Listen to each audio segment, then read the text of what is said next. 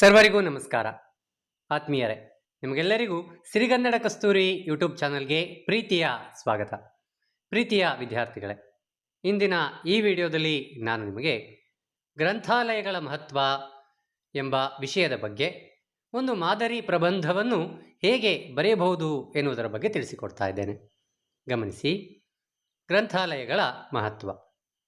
ಮೊದಲಿಗೆ ಪೀಠಿಕೆಯನ್ನು ಬರೆಯುವುದಾದರೆ, ದೇಶ ಸುತ್ತು ಕೋಶ ಓದು ಎಂಬ ಗಾದೆ ಮಾತಿನಂತೆ ಜ್ಞಾನ ಸಂಪಾದನೆಗೆ ಎರಡು ಮಾರ್ಗಗಳಿವೆ. ಒಂದು ಪ್ರವಾಸ, ಮತ್ತೊಂದು ಗ್ರಂಥಗಳ ಅಧ್ಯಯನ.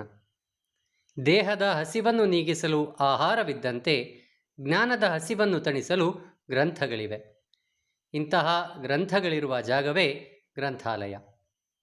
ಗ್ರಂಥಗಳ ಅಧ್ಯಯನಕ್ಕೆ ಇಲ್ಲಿ ಅವಕಾಶವಿರುತ್ತದೆ. ಗ್ರಂಥಗಳಿಲ್ಲದ ಮನೆ ಆತ್ಮವಿಲ್ಲದ ದೇಹದಂತೆ, ಗ್ರಂಥಾಲಯವಿಲ್ಲದ ಊರು ದೇವರಿಲ್ಲದ ದೇವಾಲಯದಂತೆ ಎಂಬ ಮಾತಿದೆ. ಗ್ರಂಥಾಲಯಗಳು ಜ್ಞಾನದ ಹಸಿವನ್ನು ನೀಗಿಸುವ ದಾಸೋಹ ಕೇಂದ್ರಗಳು. ವಾಚನಾಲಯಗಳು ಒಂದು ಪೀಳಿಗೆಯಿಂದ ಮತ್ತೊಂದು ಪೀಳಿಗೆಗೆ ಜ್ಞಾನ ಹಂಚುವ ಸಂಪರ್ಕ ಸಾಧನಗಳು.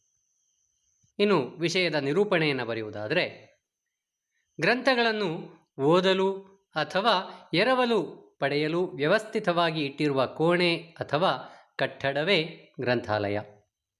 ದಿನಪತ್ರಿಕೆಗಳು, ವಾರ ಮಾಸಪತ್ರಿಕೆಗಳು, ಭಾಷೆ, ವಿಜ್ಞಾನ, ಇತಿಹಾಸ, ಪುರಾಣ, ತಂತ್ರಜ್ಞಾನ ಹೀಗೆ ಪ್ರಾಚೀನ ಆಧುನಿಕ ಎಲ್ಲ ಗ್ರಂಥಗಳು ಲಭ್ಯವಿರುವ ತಾಣ ಇದಾಗಿದೆ.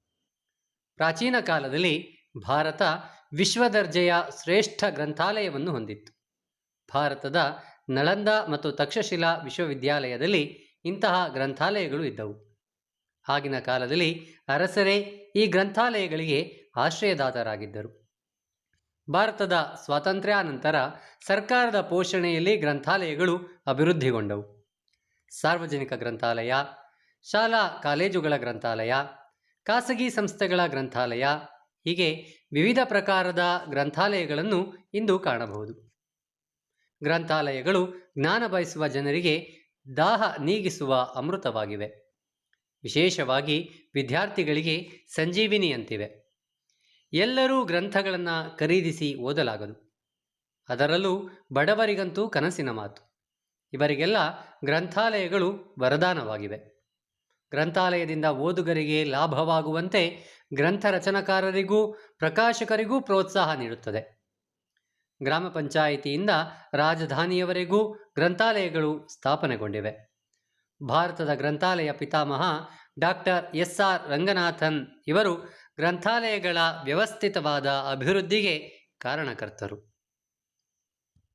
ಇಂದು ಗ್ರಂಥಾಲಯಗಳು ಆಧುನಿಕ ಜನರಿಗೆ ಅನುಕೂಲವಾಗುವಂತೆ ಡಿಜಿಟಲ್ ಹೈಟೆಕ್ ಈ ಗ್ರಂಥಾಲಯ ಆಗುತ್ತಿವೆ.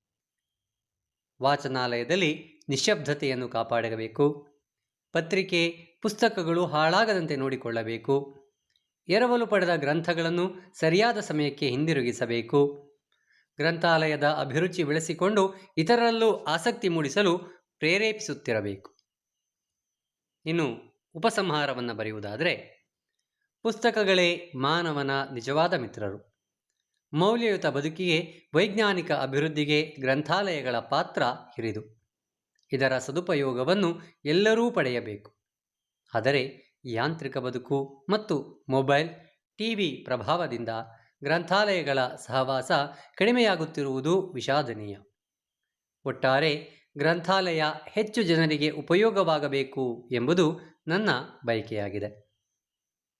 ಪ್ರೀತಿಯ ವಿದ್ಯಾರ್ಥಿಗಳೇ, ಇದಿಷ್ಟು ಗ್ರಂಥಾಲಯಗಳ ಬಗ್ಗೆ ನಿಮಗೆ ಪ್ರಬಂಧವನ್ನು ನೀಡಿದ ಸಂದರ್ಭದಲ್ಲಿ ಈ ರೀತಿಯಾಗಿ ನೀವು ಪೀಠಿಕೆ, ವಿಷಯ ನಿರೂಪಣೆ ಹಾಗೂ ಉಪಸಂಹಾರವನ್ನು ಬರೆಯಬೇಕು.